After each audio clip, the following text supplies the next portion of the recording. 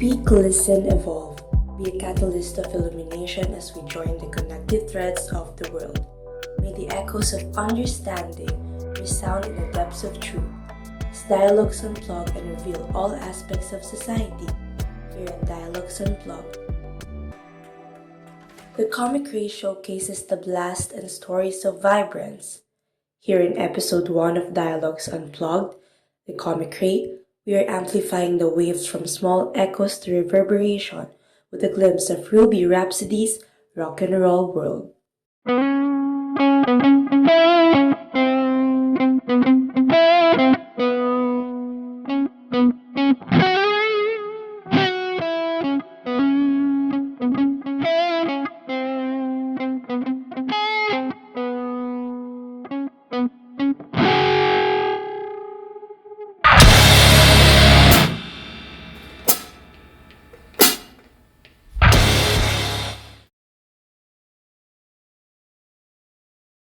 Magandang araw, dear listeners! I am Aki. And I am Rose. And today, we are ready to rock your world. Get ready to join us as we unplug dialogues and journey to different realms of entertainment. Ngayon nga, no, dahil music ang pag-uusapan natin, gusto ko lang malaman, nakikinig ka ba sa music, Rose? I think majority naman ng tao nakikinig sa music, and ako mismo, like, parang kahit nasa libingan na ako, nakikinig pa rin ako ng music. Ikaw, Aki? Ako, every time na pumapasok ako sa school, nakikinig ako sa music. Syempre, para ma-romanticize yung buhay natin. Hindi tayo tamarin, sipagin tayo, ayan. Ano yung mga pinapakinggan mo usually? Actually, depende siya sa mood ko. Pero, ang mga favorite ko kasi talagang type is yung parang chill lang or more on yung mga in love type na songs.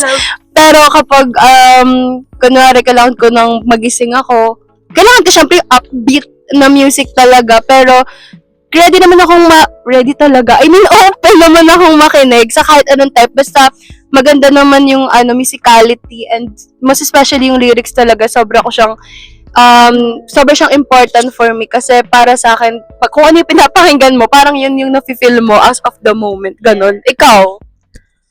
Ako naman, iba-iba din yung pinapakinggan ko, no? Mostly, yung mga parang chill din. Like, kunwari, pag nag-road trip, yung mga ganong tugtugan. So, nakikinig ako sa mga artists like si Chappell Rowan, si Taylor Swift, si Avril Lavigne, 5 Seconds of Summer, and more.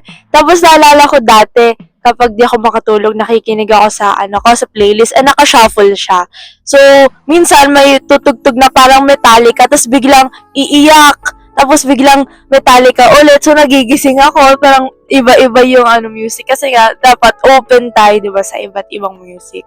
So, ngayon nga, no, bakit nga ba nasa music tayo? Kasi, i-interview natin isa sa mga rising bands dito sa Pilipinas na nag-perform sa school namin sa Tanghalang Julian Felipe. And sila yung Ruby Rhapsody. And for more information, ano to? Ano sila, guys? Galing din sila sa Lasal mismo, sa school namin. So, doon din sila nag-start yung band nila. And, yung other infos sa band nila is makikita or mapapanood niya naman sa interview namin sa kanila. So, ako si Pongkan. Hindi, ako si, JP na lang. Ang gitarista ako sa band. Mark na lang. Or Ex, kung comfortable tayo sa ganun. Drummer. Band. I'm Rafael. Stage name ko is Red. And ako yung vocalist ng my name is Gabby. Yung stage name ko is Vi Remors. I'm one of the guitarists for Ruby Rhapsody. I'm Sandro. Shady and stage name ko. Baista ng Ruby Rhapsody. Introduce niyo po, paano po nag-start yung band, ganun. And kung may fans po kayo, ano pong tawag niyo sa kanila? Sino sa Sandro? Nagpunta siya sa bahay namin, tapos When was this? February February 2015. 15. Tapos sabi ko parang gusto ko gumawa ng isa pang banda na na medyo mas heavier yung tunog. We actually wanted to name originally what we named ourselves was Red Hounds, but medyo sabi namin, ay hindi, meron na kasing ganun na banda sa Pinas. So, we opted for Ruby. Alam po ba, inspired po ba siya sa Bohemian Rhapsody? No! A lot of people are saying actually na parang pagka naririnig nila yung Ruby Rhapsody, ano ba yan? Parang Queen yan, di ba Queen? No, it's not, guys. Kaya po nagkaroon ng mark yung name niya kasi nung nagtugtug po kayo sa TGF, natandaan po namin yung pangalan niya agad kasi parang catching po yung Ruby catchy Rhapsody. po ng Ruby Rhapsody. Kalat, no? May tawag po ba kayo sa fans niyo po? Actually, wala. Pero parang sila na din mismo yung Sila na din sila din mismo yung nagsabi. By fans, we mean friends and Friends. Ano family. po yung mga sinasabi po nila? Rubibis? Okay po, so naman po, doon naman po tayo sa mas wide na side. So, paano niyo po ma-describe yung genre of rock? Mayroon din po ba itong subgenres? And if ever, saan po kayo nabibilang? Rock is parang ano lang naman siya. Para sa akin, aggressive lang naman siya na term. Tapos, it's like an outlet. Kaya medyo mas nagilin towards kami sa genre ng metal. Tapos kung pag-uusapan natin kung saan genre kami nabibilang. Actually, nag-debate kami doon kumakailan lang. Sabi na, pre, feeling ko alt metal, alt rock tayo. Sabi ko, pre, hindi ba ang alt metal parang yun yung funny na metal? Clown Kasi ano yun, parang clown na metal. Kasi yung mga lyrics minsan tungkol lang sa pizza, ganun. Tapos sabi ko, hindi ba tayo naglilin towards to post-hardcore? Kasi parang mahilig din kami sa dissonance, yung mga tunog mali. Tapos itong sessionist namin na drummer Nicolas, nag-mix kasi siya ng mga kanta, di ba? Tapos sabi niya, feeling ko, kayo, modern metal. Kasi kung paano ko aayusin yung kanta nyo, pagka ako yung nag-record yan, modern metal yung gagawin ko. Kasi hindi naman yung alam kong tugtugan yun. So, we're heavily influenced with Pierce the Veil, Loathe, Bring Me the Horizon, Sleep Token lalo na. So, parang how we mix that up na lang is siguro is what makes Ruby Rhapsody. So next naman po, paano niyo po ma-describe yung rock dito po sa Philippines and kung sa tingin niyo po nag-evolve po ba siya over time? Well, yung rock dito sa Pilipinas actually parang siya ever-changing. Parang sige, gawin na lang natin ever-changing.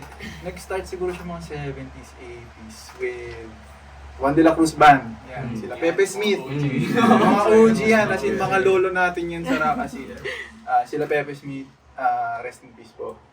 And sila, ayan, yung band nila, sila yung parang nag-start talaga ng Pinoy rock talaga. And I think heavily influenced sila nung mga 50s, 60s rock. Mga rockabilly, mga blues yan. And then, Asin. Sa pagsapit ng dilim. Actually, ayun, parang naging, yung rock dati parang naging political outlet din siya. And then, 80s came, ayan na, nag-start na yung mga banda. Nag-start, parang influence nga kasi siya ng western Yung new wave, yung new wave na sound, na-adapt ng Pilipinas, and then, ayan yung The Dawn, ayan yung ibang new wave bands, Neo Colors, ayan, mga OG yan. And then, siguro mga late 80s, nag-start na yung metal revolution sa Pilipinas. Ayan na yung Razorback. Ayan na sila, nag-start na sila. Heavily influenced sila ng Metallica. Ayan, and then other bands, dire-diretso na, 90s. Ang dami, sumabog na yung band. 90s yung pinaka nag-boom yata. Nag-boom kasi doon lumabas yung Parokya din Parokya ni Edgar. Actually, hindi lang siya sa metal Parang sa lahat sa OPM na din.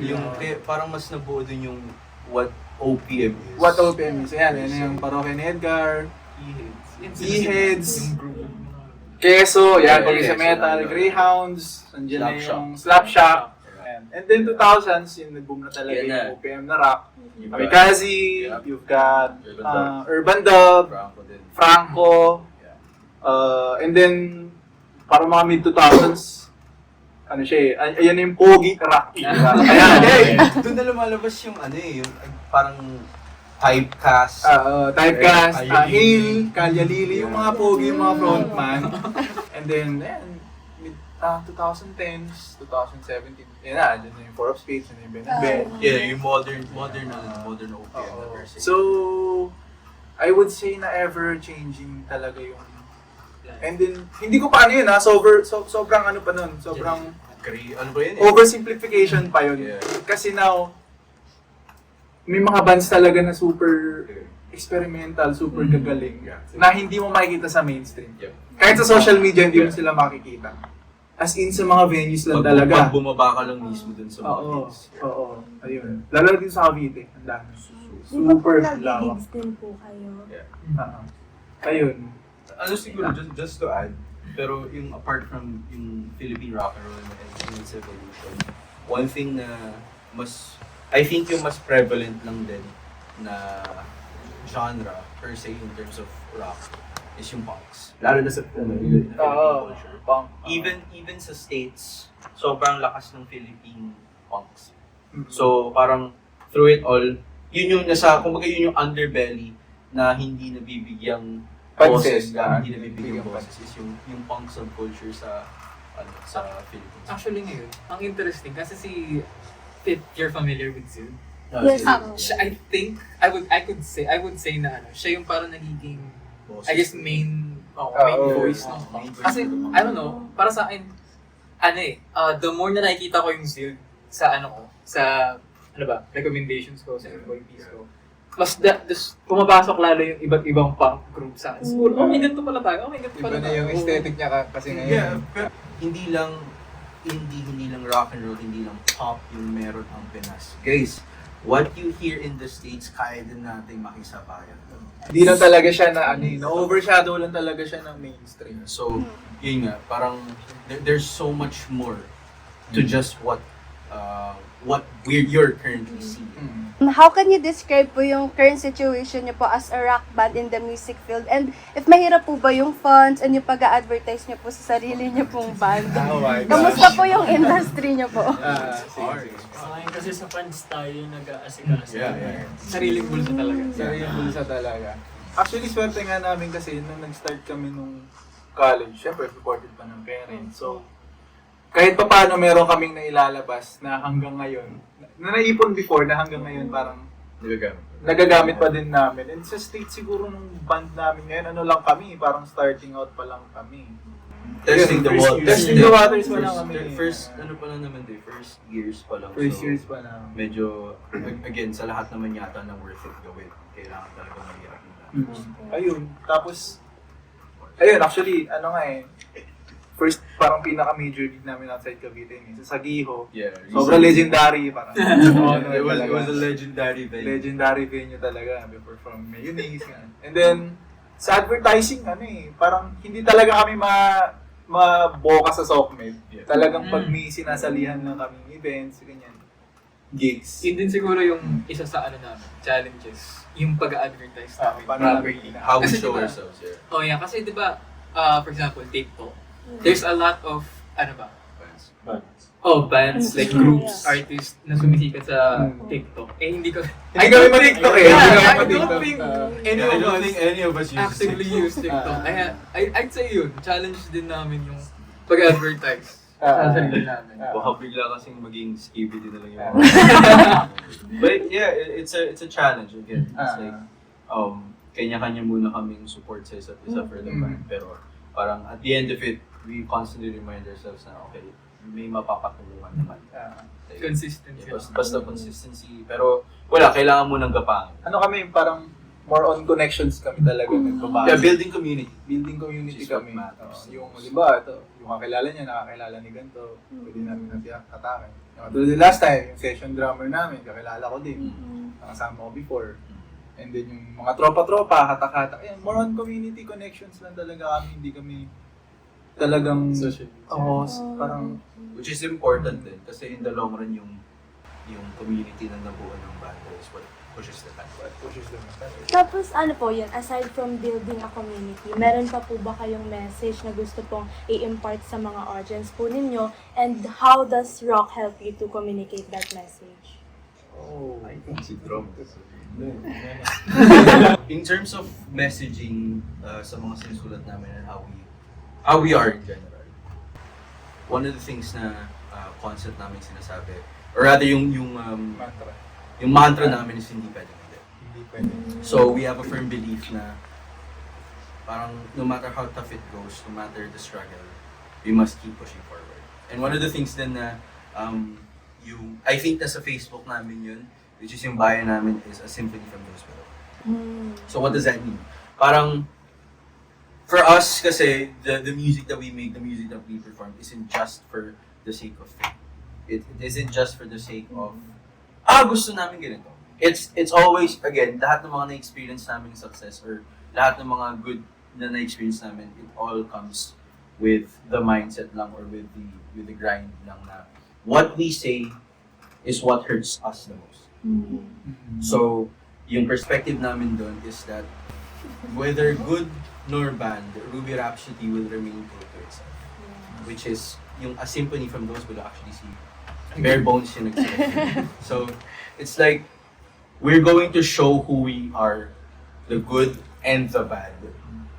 The fame will come if it comes, pero we will show who we are, whether you like it or not, without compromise. Pero to us, hindi pwedeng hindi. The battle continues. Wow. Counter-strike. In terms of rock naman, parang ano siya syempre, ano kami, edgy, sad boys kami. Talagang, hindi, ayun nga, sabi ni Gabi, lahat ng sinusulat namin kanta talaga is from personal talaga. So, mga bubog namin. so, ayun, what better way to express it than loud, aggressive, Kasi outlet screaming music. music. Outlet naging outlet namin siya. So, Paano nyo po i-encourage yung mga tao na mas makinig pa po sa rock band? Mas especially po, nasuportahan po yung mga Filipino artists. Oh, good question. I think si bare bones. Kasi ako, I'm a very open ears person whenever it comes to music. So, the one thing that I can say is to give it a chance first before dismissing it. Kasi di ba, usually, wala naman akong dinidis na group or fan group or whatever, right? Pero kasi karamihan ng mga tao, they hear, naririnig nila, may scream, ganito, ganyan, may bass na, something that they don't like. Dismiss agad nila. They don't give a chance to really dive into what they're hearing. It's like the mindset here is pagka may naririnig silang mga screen mo, pag daw reverse mo, It's like, no, dude, chill out. you have to open your palette. Because music isn't just the things that you're hearing.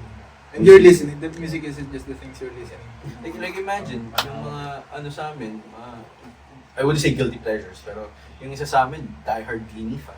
Yung isa, Kami dalawa. No joke. hopefully, Beanie. Let's make it work. Parang again, it's all in the matter of just opening up your palette lang. Kasi, di naman pwedeng lasagna lang kakainin mo buong buhay mo. Yeah. Kailangan mo din tumigil ng mga maangkap. Tsaka hindi lang siya sa mainstream mag-explore din Sa sa ilalim. underground talaga. Madami. So ayun siya, just be open. Just open your ears to different sounds. To both questions. So, nakikinig pa kayo sa ano yan. Huwag mo na. Oh my gosh! Of course! Actually, kakaano ka lang nung last February 15, kakanood ko lang yung Philippine Arena. Kasi talaga. Yung una po nila bago yung Araneta.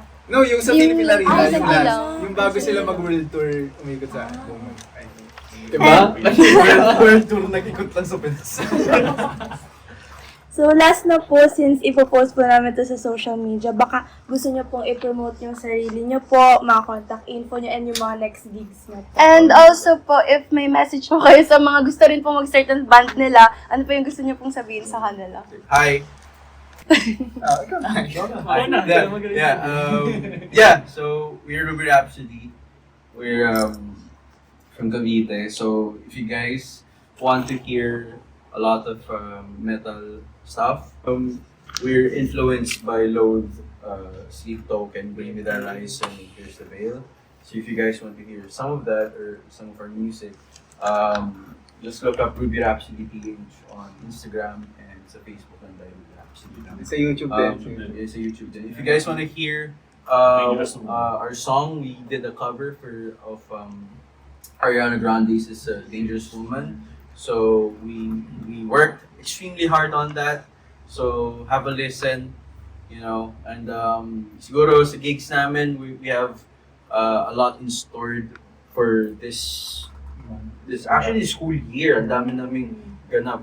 Imagine it's just January, February, jam-packed na kami kagad get paano with like both individual and as a band. So, antabay na lang siguro because we're cooking anilaga. Mabuhay ang scene. Yeah, mabuhay ang sining ng Pilipino. Yung para po sa mga gusto rin po mag-start ng band nila, ano po yung encouraging message niyo po for them? Well, nung nag-start kami as a band, need to explore lang talaga kung saan kayo pagpa-public. Kung saan kayo masaya, kasi doon lahat mo nung nagsisimula. Hindi nung tatagal ng isang band na pag di masaya ang isa. And consistency rin siguro. Isa na rin yun. And maybe hindi to as critical sa magiging plano pero hindi diverse plan kung paano mangyayari sa band rin. Hindi ko ano lang mangyayari sa inyo, kung saan kayo dadalhin. Yun. Tsaka yun lang. Kung gusto nyo talaga mag-start ng banda for good, ayun, consistency, planuhin nyo talaga kung anong plan. Set a goal. Yeah. Yes. Oo. Yun talaga may fuel sa inyo na na pagbutihin. Ayun, example na lang din siguro yung sa Battle of the Bands namin. Sumali kami ng Battle of the Bands sa school, sa DLSCD. Work hard talaga. Trabahuhin nyo and then take risks. Ayun. Just show up. For those that want to start a band, just do it. Just do it. You know, if you really want, if you're like capable or if you believe in yourself that much, even if hindi ka pa ganun kagaling or like wala ka pang alam sa mismong instrument, Do what you can. do what you can. Do it well. Take time. Allow yourself to learn. Don't let your ego drive. Isa lang din sa ginagawa namin. Mag-pray kayo bago kayo tumulong. Exactly. Yeah. Find out what you can. Right? Find out what you can.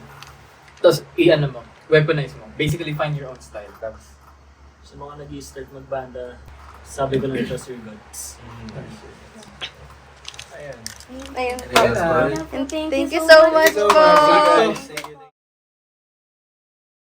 So, yun nga, sabi nila, yung name daw nila is Ruby Rhapsody. And hindi daw to inspired sa Bohemian Rhapsody ng Queen. ganun yung tunog Add ko lang na, yung dalawa kasi na parang pinaka nag-pioneer, si Kuya Gab and yung stage name niya Red, si Kuya Red.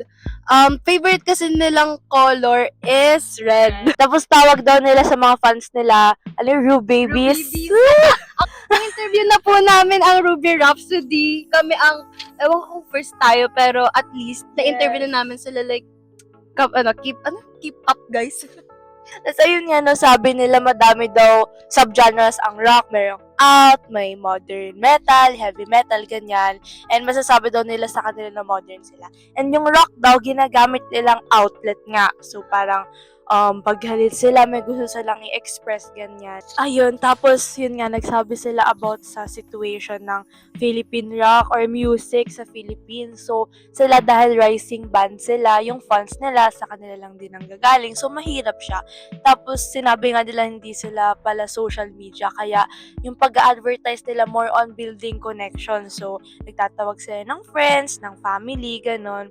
Pero at the same time, yun nga, nako-communicate nila yung message nila na they are playing music not for the fame, but for having an outlet of expression and gusto nila ipakita yung galing ng Pilipino din, no? Kahit na rising artist pa lang sila. So, dapat sinusuportahan natin yung mga ganun para mas maging maganda, ma-enrich yung culture natin, especially when it comes to music. And I also think na mas okay din na yung intention mo to start music or maging part ng music industry is not because of fame. Kasi if passion mo talaga siya and if you really love doing it and you feel good doing it, then why not do it for your own parang sa sarili mo, hindi dahil gusto mong sumikat. Kasi I believe na if mahal mo naman yung ginagawa mo and genuine ka sa ginagawa mo, yung fame kusa siyang darating sa'yo. And for them, sa nakikita ko sa kanila, I think mangyayari yon in the future. So let's see. Kasi I can see naman na talagang gusto nga nila yung ginagawa nila. And even though graduates na sila, they still keep doing yung yung pagbaband. And hanggang ngayon, marami pa rin silang gigs na ginagawa. So, nakakatuwa lang. Kasi yung iba parang kapag graduate, lalo na pag galing silang school pag dun sila nabuo, parang nawawala na siya kapag gumraduate kasi may sarili-sarili na silang life, may sarili-sarili na silang ginagawa. Pero sila, they still pursue music. So, nakakatawa naman. Oo, kasi binavalue din nila yung consistency. So, yon consistency, dapat passionate ka din sa ginagawa mo, meron kang gustong ipahayag sa audience mo, no? And sabi din nila, grabe yung evolution ng music natin, especially sa rock. So, meron pa pala silang tinatawag na pogi rock, kalye rock, ganyan. And sinabi nga din nila, no, na dapat open tayo makinig sa iba't ibang music, that yung palette natin, dapat hindi agad tayo na pag napakinggan natin, i-dismiss na natin. Dapat magda-dive in talaga tayo dun sa music na yun. Kasi na-share nga rin nila na yung sa Bini, kasi diba, hindi naman daw yung isa nga hindi daw mahilig talaga sa mga girl group. Pero, nung napakinggan talaga nila yung music, parang may mapupulot ka daw talaga. And, totoo naman, kasi ang music hindi lang siya, yung kung ano lang yung parang nakikita natin on the surface, hindi nakikita, naririnig on the surface, like hindi lang siya yung mismong lyrics or yung like, kasi sa totoo lang, kapag nakakanood ako ng recording, ng mga gumagawa nga ng songs, doon ko nare-realize na ang daming pinapagpatong-patong para makabuo ng isang magandang tugtog. So, sana na-appreciate natin yun kasi ang hirap gumawa ng music and actually, ang hirap din sa industry na yun. Kaya, isa nga sa sinasabi nila, if you wanted to start a band, just do it. Kasi, lahat naman mahirap, lalo na sa simula. And if you really want to do it, bakit mo i-hold back yung sarili mo? Like, take risks, sabi din nila. Kasi wala ka ring mapapala kung hindi ka magre-risk and magsistay ka lang sa comfort zone mo and kung saan tingin mo safe ka. Sabi nga nila, hindi pwedeng hindi. So, hindi lang ikaw dapat nasusuko agad, gano'n. Dapat you take the gamble to know kung ano yung kahihinatnan nito. At saka sabi nga nila, no, nagpaplano din sila kung ano yung mapupuntahan nila, ano yung next nilang ganap. Kasi hindi naman laging pwedeng go with the flow lang. Kasi pag gano'n, pwedeng magkaroon ng repercussions. And natutuwa kasi ako sa isa na lang sinabi na yung i-open mo yung palette mo when it comes to music. Kasi hindi naman daw pwedeng lasagna lang yung kakainin mo for the rest of your life, which is true. Kasi katulad ko, ako wala talaga akong as in sobrang specific na genre na pinapakinggan. Actually, nakikinig ako ng band. Alam niyo, Bring Me to Life, isa sa favorite kayo, talagang anuhan. Tapos minsan, yung mga soft song, talagang iba-iba. Parang sa movies, kung i-incorporate ko siya sa movies, ganun din ako. Hindi ako lang sa isang genre. Gusto ko iba-iba. Basta, as long as may magandang plot kung sa movies and din sa music at maganda talaga yung music itself, talaga namang pakikinggan ko yan ako po.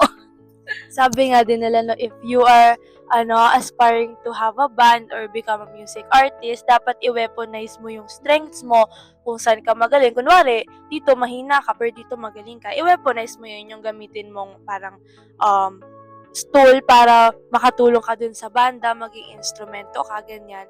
Also, you should always show up, diba? Kunwari, may mga practices, ganon. Always grab the opportunities, katulad na lang sa mga gigs, ganyan.